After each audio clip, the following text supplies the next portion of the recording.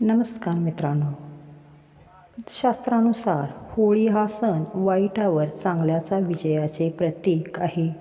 दरवर्षी फाल्गुन महिन्याच्या पौर्णिमा तिथीला होळीचा सण साजरा केला जातो. फाल्गुन पौर्णिमेच्या दिवशी होलिका दहन केले जाते आणि दुसऱ्या दिवशी धुलीवंदन साजरे केले जाते. यंदा 3 मार्च रोजी होलिका दहन साजरे केले जाणार आहे. या निमित्ताने होलिका दहनाची पूजाविधी, चंद्रग्रहण, सूतक काळ, भद्रा काळ इत्यादी जाणून घेऊया. होलिका दहन कधी आहे तर यंदा पंचांगानुसार पौर्णिमा तिथी 2 मार्च 2026 रोजी संध्याकाळी 5:55 सुरू होईल आणि 3 मार्च 2026 रोजी संध्याकाळी 5:07 संपेल. म्हणून होलिका दहन मंगळवारी 3 मार्च 2026 रोजी साजरे केले जाईल. 2 मार्च रोजी सायंकाळी 5:55 भद्राकाळ सुरू होऊन 3 मार्च रोजी सकाळी 5:32 पर्यंत असेल. भद्राकाळात कोणतेही शुभकार्य केले जात नाही, त्यामुळे तो काळ संपल्यानंतर होलिका दहनासाठी 3 मार्च रोजी संध्याकाळी 6:22 पासून ते रात्री 8:50 पर्यंत शुभ काळ असेल. या काळात होलिकेची पूजा आणि दहन करणे शुभ मानले जाते. या काळात चंद्रग्रहणाची सावट. वर्षातील सर्वात मोठे आणि पहिले चंद्रग्रहण 3 मार्च 2026 रोजी फाल्गुन पौर्णिमेच्या तिथीला लागणार आहे.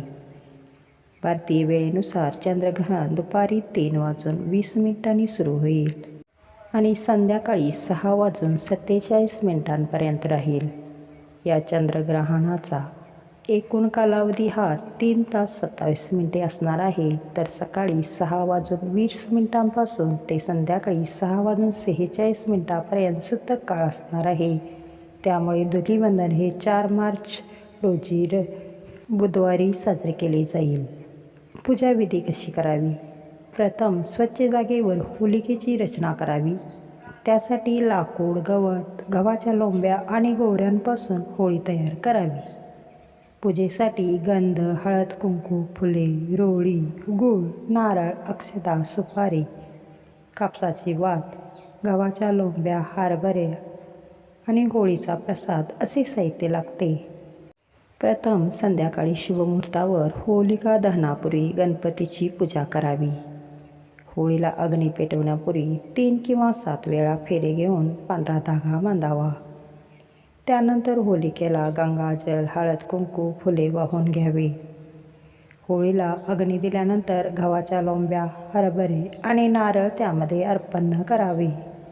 सर्वात शेवटी होलिकेभोवती कलशाने पाणी अर्पण करत प्रदक्षिणा घालावी. पुरणपोळीचा नैवेद्य दाखवून आरती करून मनोभावे नमस्कार करावा. होळीत सुके खोबरे भाजून ते कुटुंबातील सदस्यांना प्रसाद म्हणून द्यावे. अशा रीतीने मित्रांनो, होलिका दहनाची पूजाविधी योग्य व शास्त्रोक्त पद्धतीने करावी, ज्यामुळे तुम्हाला त्याचे योग्य फळ मिळेल. धन्यवाद. श्री स्वामी समर्थ.